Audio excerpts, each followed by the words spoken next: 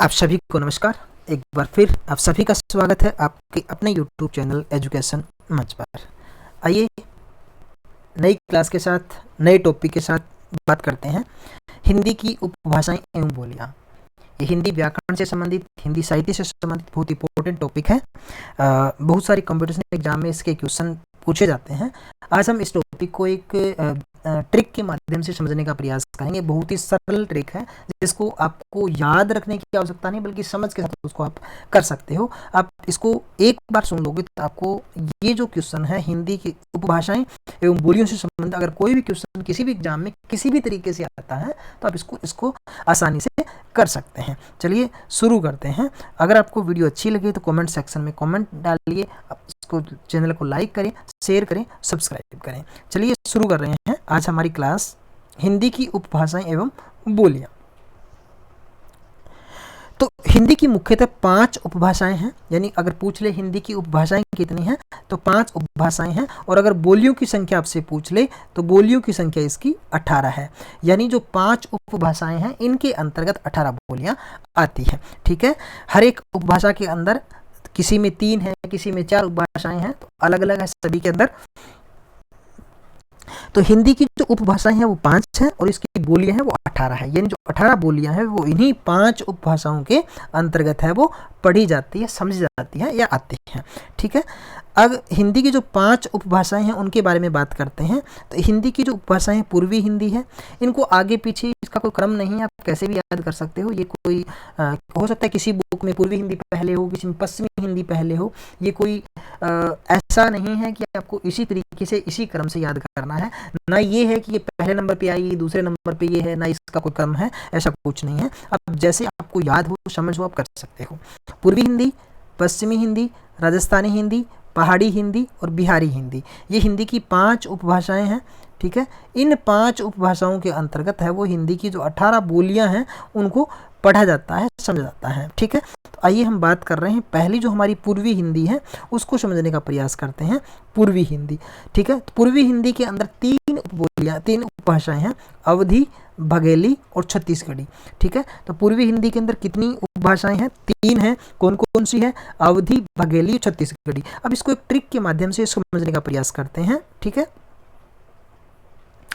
अब ये देखिए भाई, पूर्व में, पूर्व का मतलब पूर्वी हिंदी यहां से लिया गया है। अवधी और बघेली में 36 का आंकड़ा है। बिल्कुल सरल सी एक मनोरंजन से युक्त है वो ट्रिक है।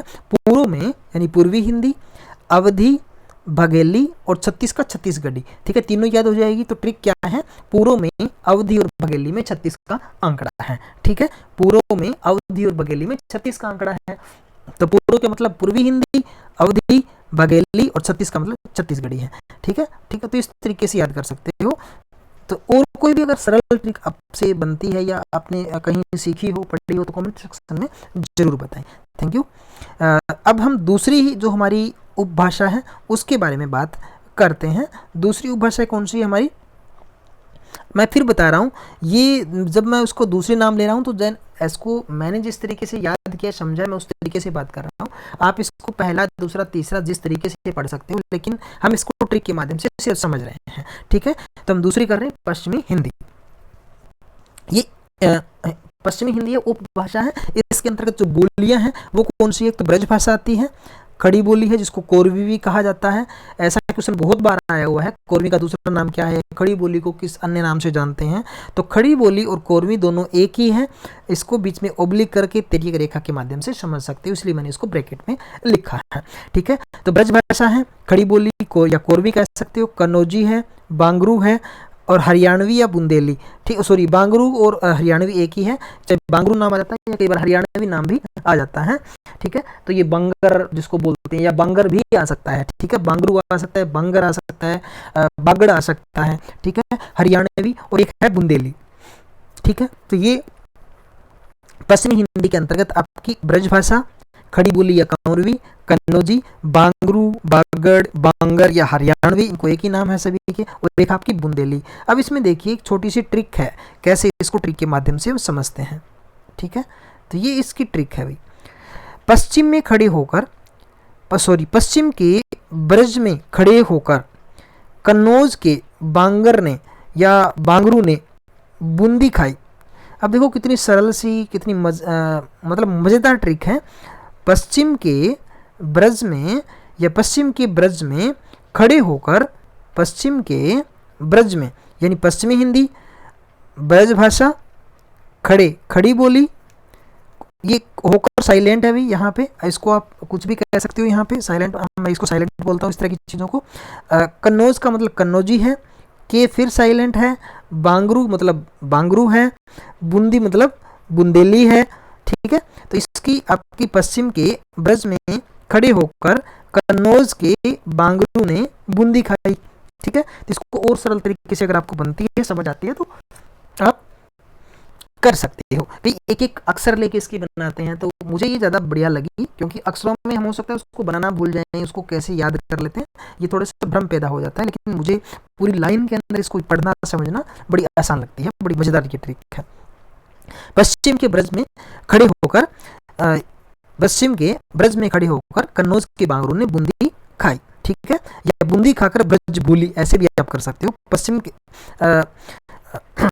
पश्चिम के ब्रज में खड़े होकर कन्नौज के बांगरू ने बूंदी खाई या बूंदी खाकर ब्रज बोली, ऐसा भी आप इसको बना सकते हो। थोड़ी आपको जैसे सरल लगती है, मज़ेदार लगती है। तीसरी हम याद कर रहे हैं, समझ रहे हैं राजस्थानी हिंदी को। ठीक है, तो राजस्थानी हिंदी, एक इसकी जयपुरी, जिसको ढूंढानी भी बोलते हैं, ढूंढारी भी बोलते हैं, अलग अलग नाम है इसके। मेवाती है और एक मारवाड़ी है, इसको मेवाड़ी भी बोलते हैं, और एक मालवी नाम से भी है अलग से। ठीक है, तो जयपुरी, इसको ढूंढानी या ढूंढारी भी बोलते हैं, मेवाती है, मारवाड़ी या मेवाड़ी है, और एक मालवी नाम से है। इसकी ट्रिक जो हमने बनाई है वो किस तरीके से हम इसको समझ रहे हैं। जो ट्रिक हमने बनाई है वो देखिए आप, थोड़ी सी ट्रिक है इसकी। राजस्थानी जय ने, मतलब राजस्थानी हो गया इसका एक, तो राजस्थानी हिंदी, जय का मतलब जयपुरी, मेवा का मतलब मेवाती, मार का मतलब मारवाड़ी, माल का मतलब मालवी। ठीक है, तो इसके अलग अलग नाम से हमने अलग अलग इसके अक्षर लिए हैं। ठीक है, राजस्थान के जय ने मेवा को मारकर माल लिया। ठीक है, राजस्थानी जय ने मेवा को मारकर माल लिया।